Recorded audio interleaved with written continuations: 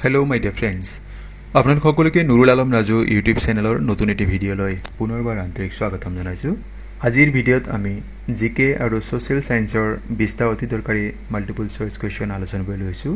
এই প্ৰশ্নসমূহ BEd entrance exam, DElEd entrance exam বা যিকোনো কম্পিটিটিভ এক্সামৰ বাবে বিশেষভাৱে গুৰুত্বপূৰ্ণ। সম্পূৰ্ণকৈ ভিডিঅ'টো চাব, নিশ্চয়কৈ আপোনালোকে যথেষ্ট উপকৃত হ'ব। আহকচোন বাৰু আজিৰ বিষয়বস্তু বিতংকৈ জানি লওঁ। প্ৰথম প্ৰশ্ন দি আছে, who is the first martyr of the sepoy mutiny of 1857। আমি নিশ্চয় সকলোৱে জানো চিপাহী বিদ্ৰোহ 1857 চনত সংঘটিত হৈছিল আৰু এই চিপাহী বিদ্ৰোহৰ প্ৰথম শ্বহীদ কোন আছিল? বিকল্প দি আছে ভগত সিং, ক্ষুদিৰাম বসু, মংগল পাণ্ডে, কনকলতা বৰুৱা আৰু শুদ্ধ উত্তৰ দি আছে মংগল পাণ্ডে। দ্বিতীয় প্ৰশ্ন, which city is known as Manchester of East. পূবৰ মানচেষ্টাৰ বুলি কোনখন চহৰক জনা যায়? বিকল্প দিছে গুৱাহাটী, তেজপুৰ, শুৱালকুছি, শিৱসাগৰ। শুদ্ধ উত্তৰ হৈছে শুৱালকুছিক পূবৰ মানচেষ্টাৰ বা মানচেষ্টাৰ অফ দ্য ইষ্ট বুলি জনা যায়। পৰৱৰ্তী প্ৰশ্ন, where in Assam India's first pig school will be established. অসমৰ কোন ঠাইত ভাৰতৰ প্ৰথম গাহৰি বিদ্যালয় স্থাপন হ'ব? Dima Hasao, Dibrugarh, Karbi Anglong, BTR region. ইয়াৰ শুদ্ধ উত্তৰ হৈছে বিটিআৰ অঞ্চলত ভাৰতৰ প্ৰথম পিগ স্কুল বা গাহৰি বিদ্যালয় স্থাপন কৰা হ'ব। Where is the headquarters of G20 located. G20ৰ মুখ্য কাৰ্যালয় ক'ত অৱস্থিত?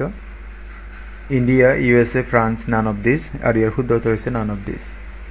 আচলতে G20 যিটো হয় ইয়াক 1999 চনৰ 26 নৱেম্বৰত স্থাপন কৰা হৈছে আৰু ইয়াৰ নিৰ্দিষ্ট কোনো মুখ্য কাৰ্যালয় বা ছেক্ৰেটাৰিয়েট নাই।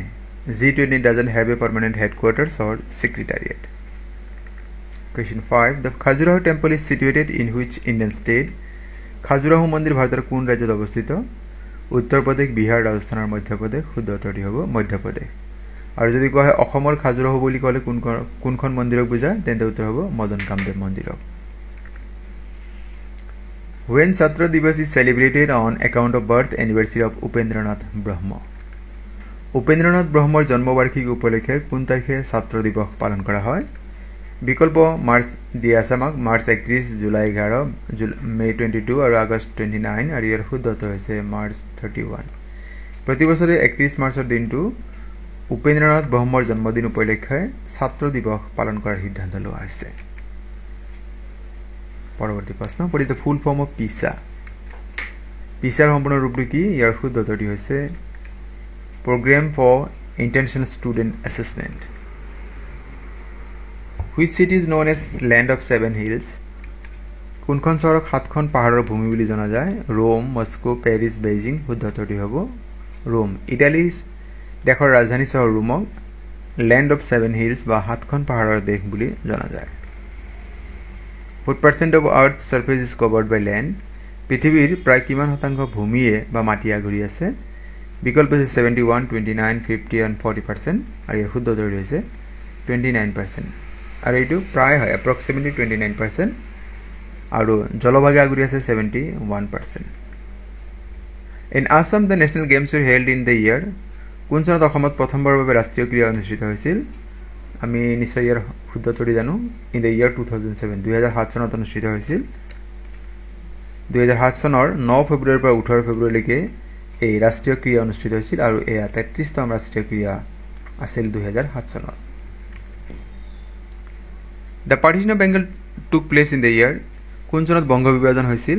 আৰু ইয়াৰ শুদ্ধ উত্তৰ হৈছে 1905। 1905 চনত বংগ বিভাজন হৈছিল আৰু তেতিয়া ভাইচৰয় আছিল Lord Curzon. Which Ahom king gave his throne to Phuleswari. কোনজন আহোম ৰজাই তেওঁৰ সিংহাসন ফুলেশ্বৰীক অৰ্পণ কৰিছিল? শিৱসিংহ, গদাধৰ সিংহ, ৰুদ্ৰসিংহ আৰু প্ৰমত্ত সিংহ। শুদ্ধ উত্তৰটি হ'ব শিৱসিংহই।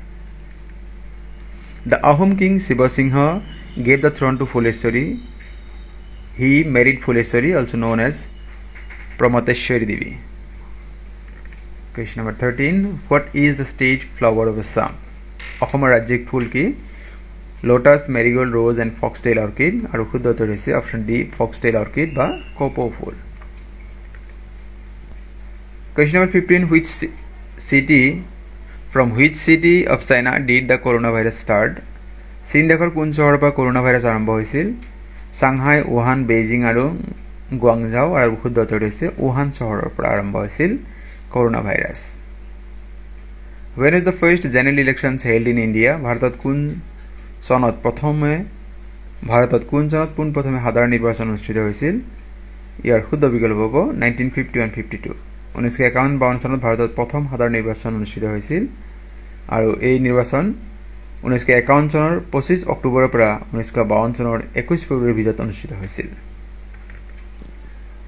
When was the doctrine of lapse introduced in India কোন চনত সত্যবিলোপ নীতি প্ৰৱৰ্তন কৰা হৈছিল আমি নিশ্চয় জানো যে লৰ্ড ডেলহাউসিয়ে সত্যবিলোপ নীতি প্ৰৱৰ্তন কৰিছিল ইয়াত ক'বলৈ কোন চনত প্ৰৱৰ্তন কৰা হৈছিল ইয়াত দিয়া বিকল্পসমূহৰ শুদ্ধ বিকল্প হ'ব 1848 1848 চনত লৰ্ড ডেলহাউসিয়ে সত্যবিলোপ নীতি প্ৰৱৰ্তন কৰিছিল Question number 18 Which day is observed as World Biodiversity Day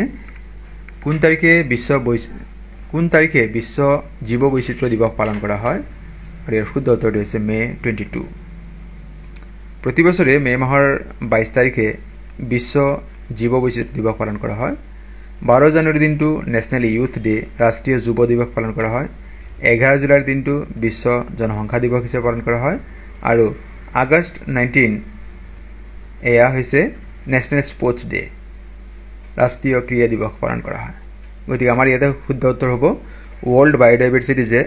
World Biodiversity Day May 22 পালন কৰা হয়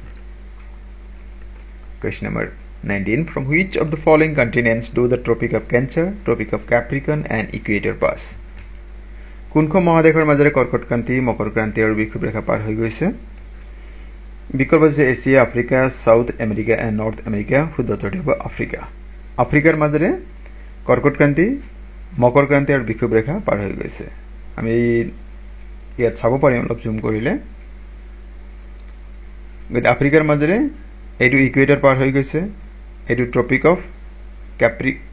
অফ কেঞ্চাৰ আৰু এয়া আমাৰ ট্ৰপিক অফ কেপ্ৰিকন পাৰ হৈ গৈছে গতিকে এই তিনিটা আমাক প্ৰশ্ন দিয়া আছিল আমি নিশ্চয় উত্তৰটো গম পালোঁ Question number 20 আৰু আজিৰ ভিডিঅ'ৰ অন্তিম প্ৰশ্ন Who appoints the chairman of the Union Public Service Commission UPSC কেন্দ্ৰীয় লোক আয়োগৰ অধ্যক্ষ কোনে নিয়োগ কৰে বিকল্প আমাক দিয়া আছে president of India prime minister of India vice president of India and the speaker of লোকসভাৰ অধ্যক্ষ ইয়াৰ শুদ্ধ উত্তৰটো হৈছে দ্য প্ৰেচিডেণ্ট অফ ইণ্ডিয়া ভাৰতৰ যিমান গুৰুত্বপূৰ্ণ পদ আছে সেই গুৰুত্বপূৰ্ণ পদসমূহৰ নিয়োগ কৰাৰ ক্ষেত্ৰত সম্পূৰ্ণ কৰ্তৃত্ব দিয়া আছে ভাৰতৰ ৰাষ্ট্ৰপতি মৰমৰ বন্ধু-বান্ধৱীসকল আজিৰ ভিডিঅ'ৰ বিষয়বস্তু আপোনালোকে কেনে পালে কমেণ্ট কৰি জনাবচোন আৰু পৰৱৰ্তী ভিডিঅ'টো কি বিষয়ত হোৱাটো বিচাৰিছে আপোনালোকে কমেণ্ট কৰি জনালে আমি সেই বিষয়ে এটা ভিডিঅ' আপলোড কৰাৰ কাৰণে চেষ্টা কৰিম আপোনালোকে বিনম্ৰ অনুৰোধ যদি প্ৰথমবাৰৰ বাবে আমাৰ চেনেলটি চাই আছে আমাৰ চেনেলৰ বিষয়বস্তু ইয়াৰ উপস্থাপন ভাল পাইছে চেনেলটি ছাবস্ক্ৰাইব কৰিবলৈ আশা থাকিলে ভিডিঅ'সমূহ লাইক কমেণ্ট আৰু শ্বেয়াৰ কৰিব আৰু আজিৰ ভিডিঅ' সম্পূৰ্ণ কৰি চাবৰ বাবে আপোনালোক জনাইছোঁ অশেষ ধন্যবাদ